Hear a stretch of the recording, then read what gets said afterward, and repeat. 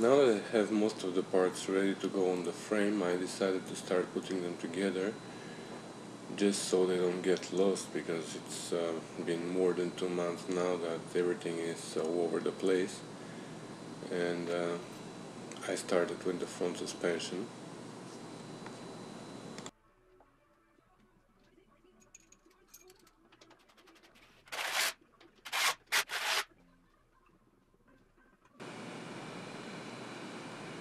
I changed all the bushings on the control arms with polyurethane ones.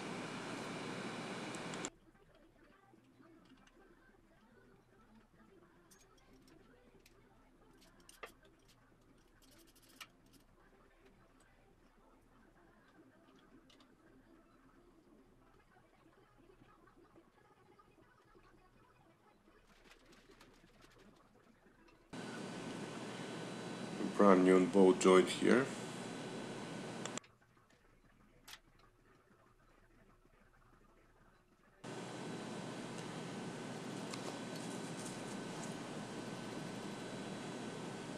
Again, polyurethane bushings.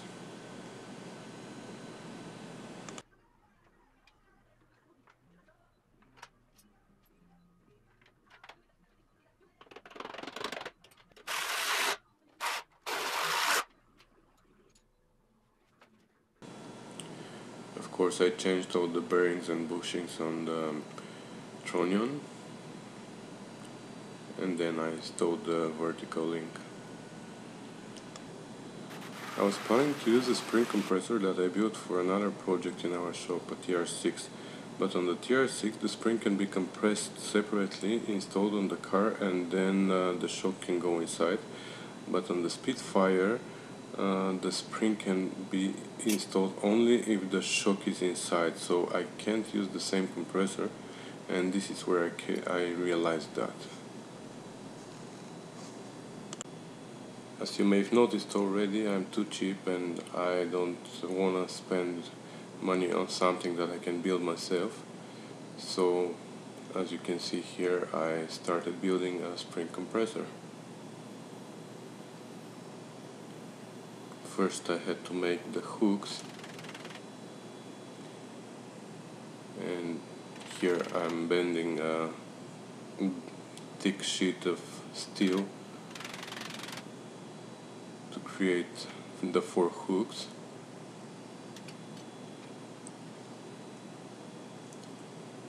They had to be on a small angle so they can match the angle of the coils of the spring.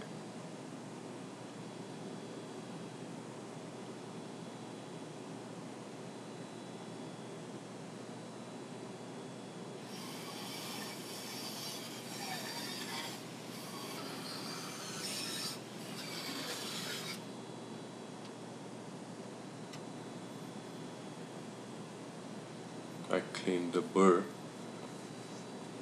on the bench grinder, and then I welded one hook at the end of a threaded rod, and then another hook on a piece of pipe.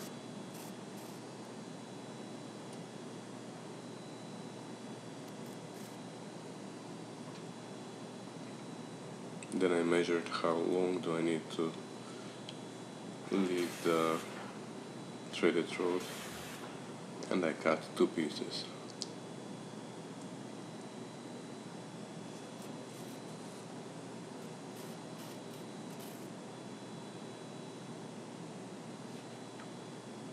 And this is my homemade spring compressor.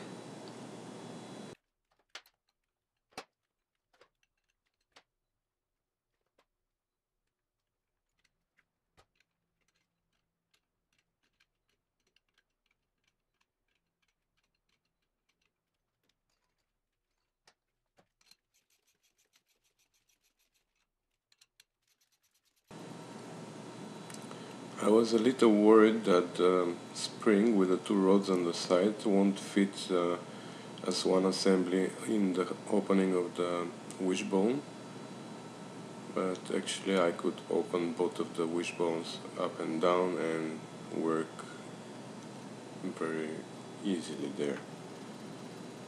So fortunately everything went well and I managed to install the spring.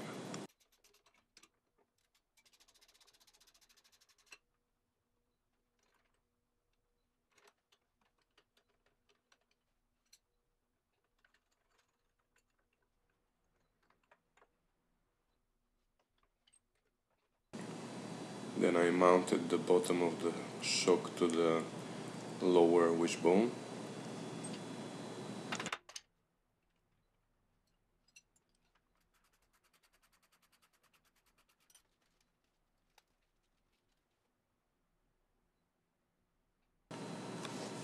I realized I forgot to change the rubber cap of the tronion and the grease nipple, so I'm doing it now.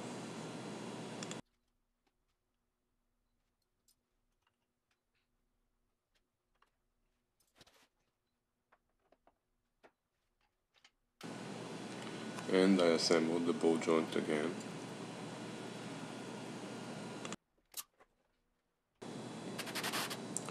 On the day after I continued by installing the backplate and the rotor, but unfortunately I forgot to press the button on the camera, but it's a pretty straightforward process anyways, so nothing interesting there. Now I'm installing the caliper, then the extension for the knockoff, and at the end as a final touch the brand new tire installed on the rim, and that looks amazing.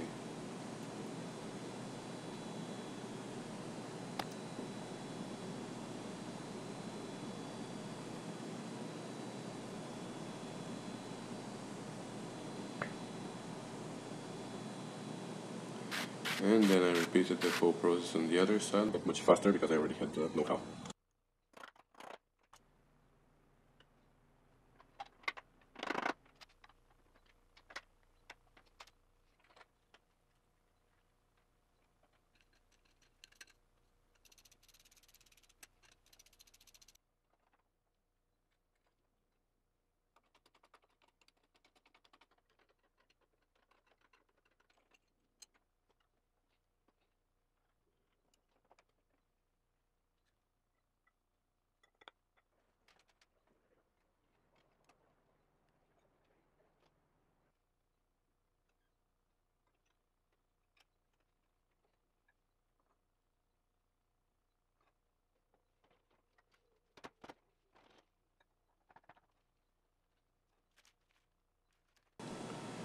I still have to change the rubber boots and the ends of the steering rack, but they are in a back order. But still I decided to put the rack temporary there so it keeps the tires pointing to the same direction and don't look awkward.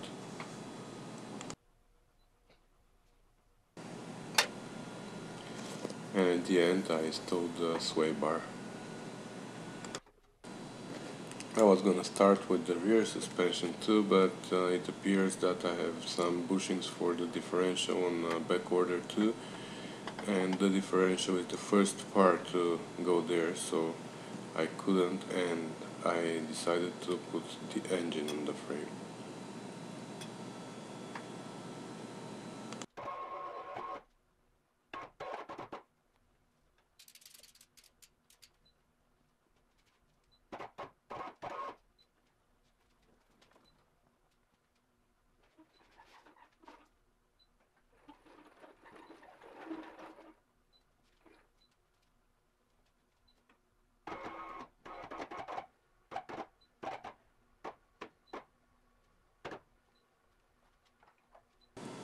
Here in the background you can see the TR6 that I mentioned earlier. Also somebody asked in the comments of my previous video if we had a TR6 in the garage. Yeah, this is it, and it's pretty much at the same stage as my Spitfire.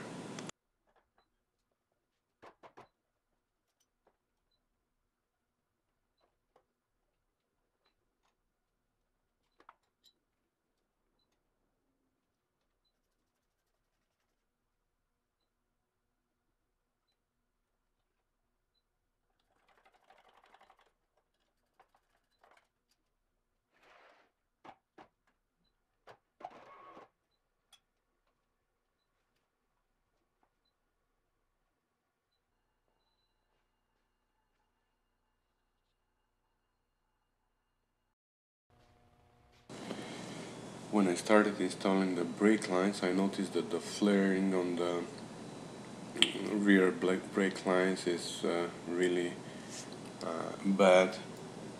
Obviously the previous owner started rebuilding the whole system because also the master cylinder was in the trunk of the car. Well, he was doing something on the brakes, but he never finished, and obviously he didn't have the proper tools because the flares were horrible. So I had to redo them, and I also checked all the rest of the flares and all the joints of the brakes, so I make sure that everything else is perfect. So I made 2 new flares here on the 2 ends for the rear brakes.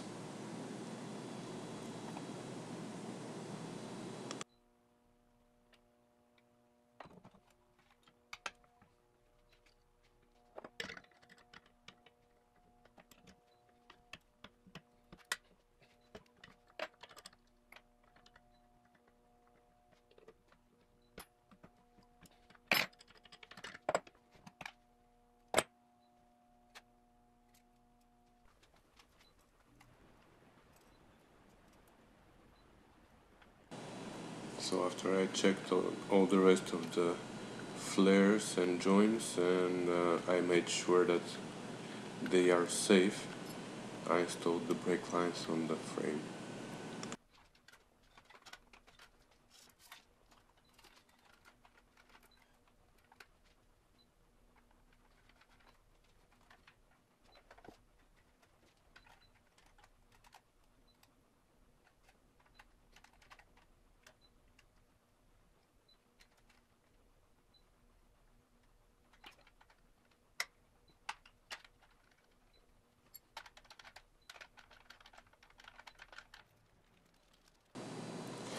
Then I installed the front brake hoses, and just to be on the safe side, I changed the copper washers with new ones.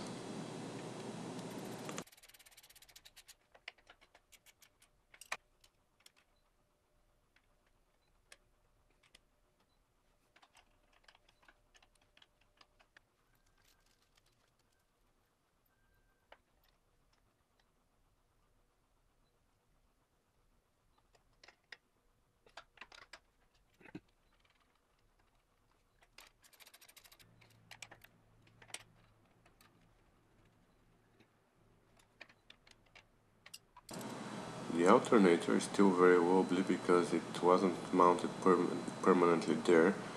I just put one bolt to see if the pulley will align with the other 2 pulleys, which worked perfectly. But now I have to modify the brackets that were there to hold the generator so they can match the mount of the alternator now.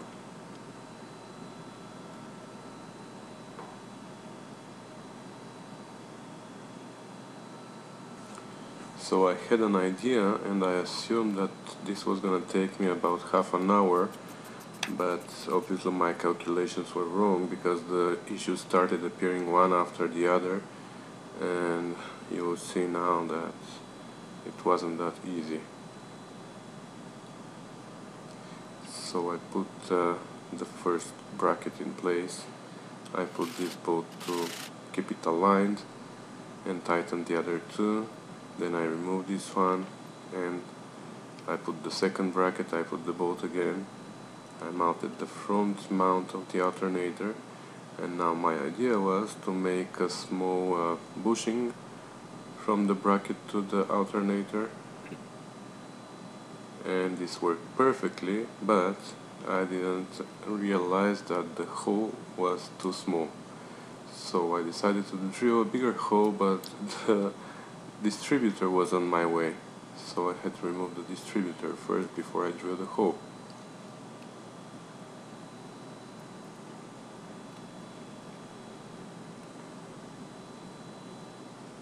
I covered the opening so metal shavings don't go in the oil.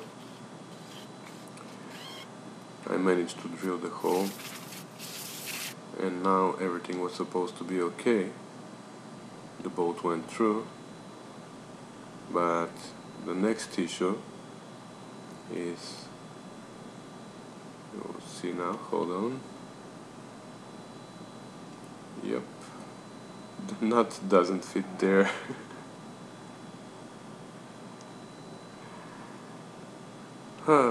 So I decided to turn the boat the other way around, which was gonna make the mounting a little bit difficult.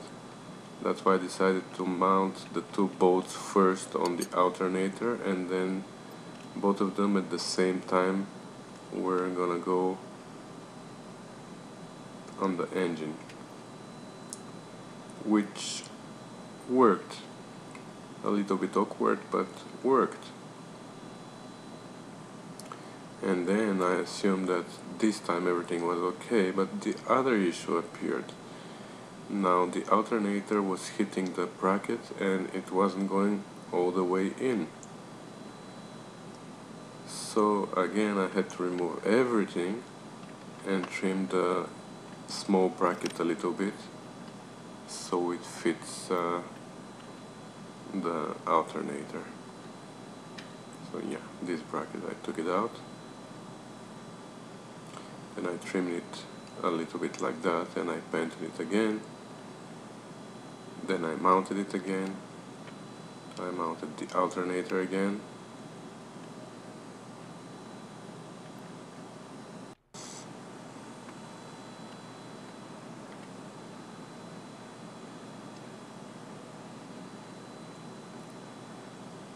And this time everything went well. The alternator went all the way in.